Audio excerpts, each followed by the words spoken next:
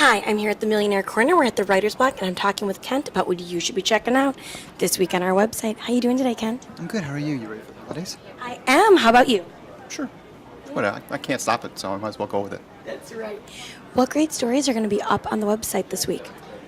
This previous week, I did a story about the tax break extensions that Congress passed.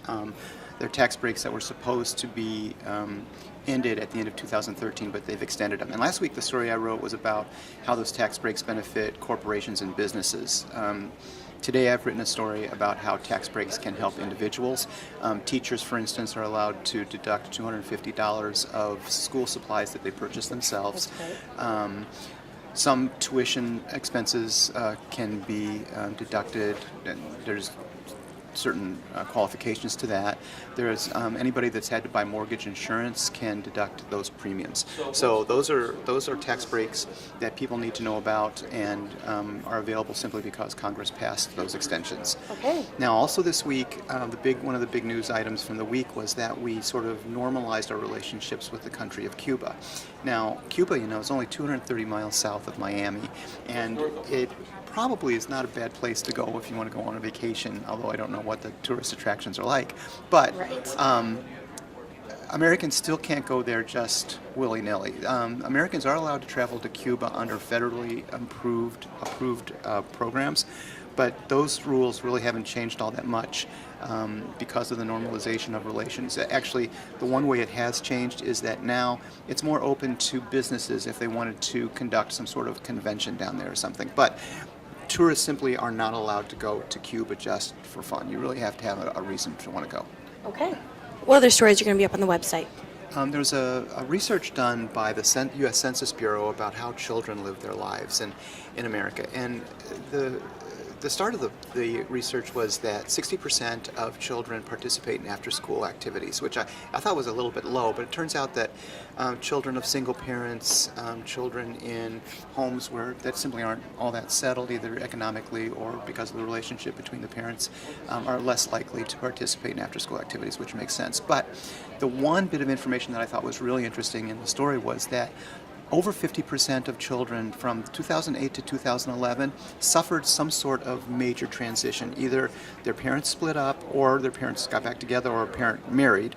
Okay. They moved, or a parent lost their job. More than half the children in the country experienced one of those three things over that 4-year period, which I thought was pretty major. I mean, transitions for kids are all a big deal, and some people have gone through more, and some people don't go through transitions at all in that area, but it turns out more than half of the American children did from 2008 to 2011. Wow. How you doing today, Donald? In the holiday spirit. So, we have a story. F. Scott Fitzgerald wrote that the rich are different from you and me.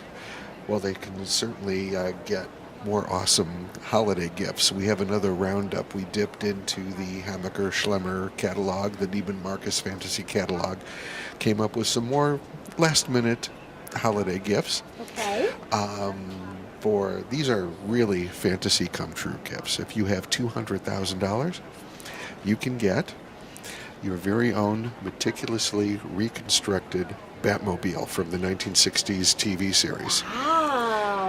Now, it's a little late for this year. It takes them a year to build it, so order for next year. Okay. But it comes complete with its own blinking bat phone. It's got all the gadgets. Yeah. It's amazing. Now, for $475,000, you can go to Paris, meet with master perfumer Oscar Creed.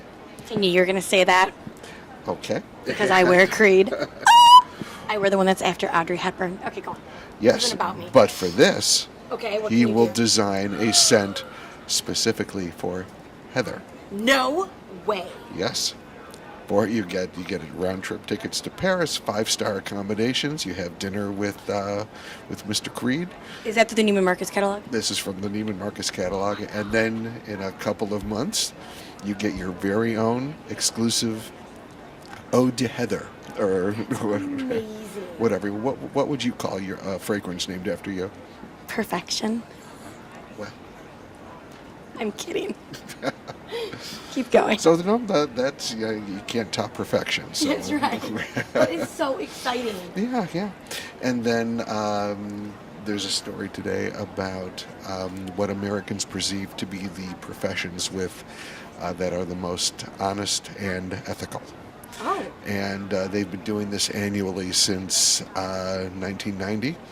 Gallup has, and every year since 1999, when they were first included, nurses have topped the list. Americans perceive nurses to be the most honest, the most ethical. They've topped the year every list except 2001, after 9/11. Firefighters took the top spot. So, what is going to be coming up on your fashion blog for Monday? Okay, so we're coming up on resort and cruise time when people sort of go away for, the holidays, or sometimes we have some people that go away for the winter and they come back in the spring. So there's always been a collection called the Cruise or Resort Collection that all of the top designers create for. So we're going to be talking about Gucci Cruise this coming up Monday, and I just love everything that Gucci has come up with for this year's line of resort wear. I love the clothing, the shoes, the handbags. Everything is so beautiful. They've brought back, we talked about before, the bamboo handles on a lot of their bags. Thanks so much for stopping by, millionairecorner.com. I'm Heather Kiley. We'll see you on the block.